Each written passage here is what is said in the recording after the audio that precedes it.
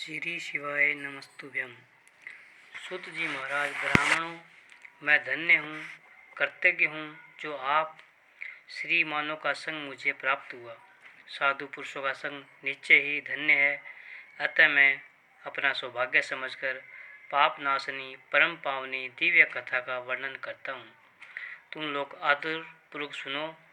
अवनति नाम से प्रसिद्ध एक रमणीय नगरी है जो समस्त देवदारियों मोक्ष प्रदान करने वाली है। वह भगवान शिव को बहुत ही प्रिय है।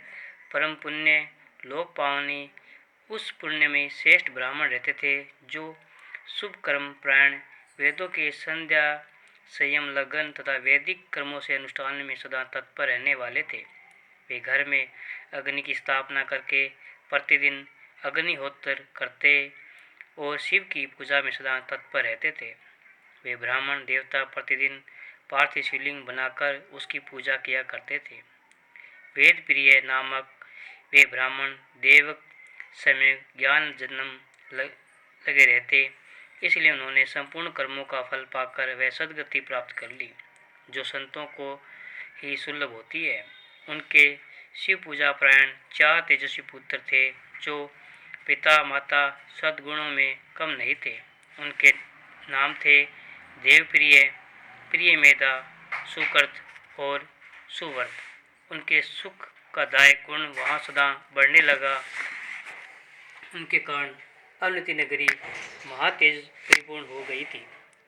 उसी समय रतनमाला पर्वत पर दूसर नामक एक धर्मद्वेषी असुर रहने ब्रह्मा जी से वर पाकर वेद धर्म तथा धर्मात्माओं पर आक्रमण किया। अंत में उसे सेना लेकर अवनति उज्जैन के ब्राह्मणों पर भी चढ़ाई कर दी। उसकी आज्ञा से 4 भयानक दैत्य चार दिशाओं में प्रलय याग्नि के समान प्रकट हो गए, परंतु वे शिव विश्वासी ब्राह्मण बंधु उनसे डरे नहीं। जब नगर के ब्राह्मण बहुत घबरा गए तब उन्होंने उनका आश्वासन देते हुए कहा, आप लोग भक्तवत्सल भगवान शंकर पर भरोसा रखें। यो कहकर शिवलिंग का पूजन करने लगे। वे भगवान शिव का ध्यान करने लगे।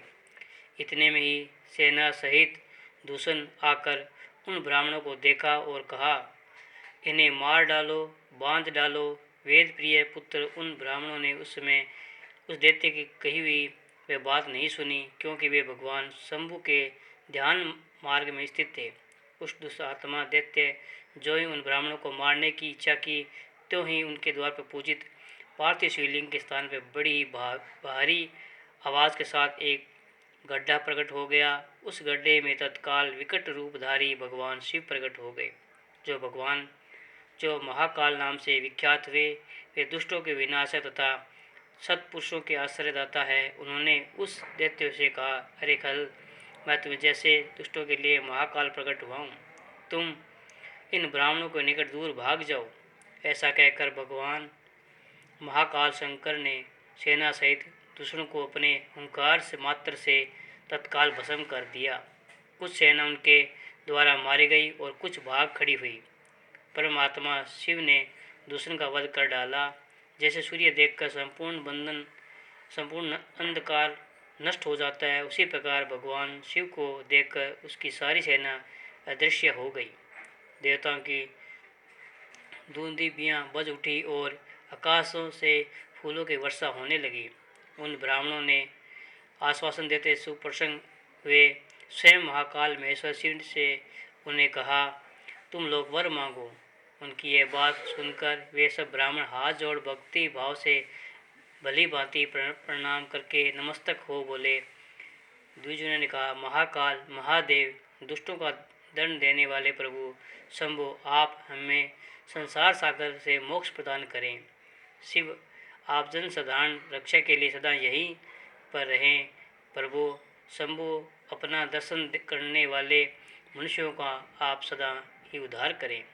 सूत जी कहते हैं, महर्षियों, इनके ऐसा कहने पर उन्हें सद्गति दे भगवान शिव अपने भक्तों की रक्षा के लिए उस परम सुंदर गड्ढे में स्थित हो गए। वे ब्राह्मण मोक्ष पाकर वहाँ चारों ओर एक और कोस भूमि लिंग रूपी भगवान शिव का स्थल बन गई। वे शिव भूतल पर महाकालेश्वर नाम से विख्यात हुए। ब्राह्मणों उनका दर्शन करने में स्वप्न में भी कोई दुख नहीं होता। जिस जिस कामनाओं को लेकर कोई लिंग की उपासना करता है उसे वह अपना मनोरथ प्राप्त हो जाता है। परम लोक मोक्ष भी फल मिल जाता है। ओम नमः शिवाय। हर हर महादेव।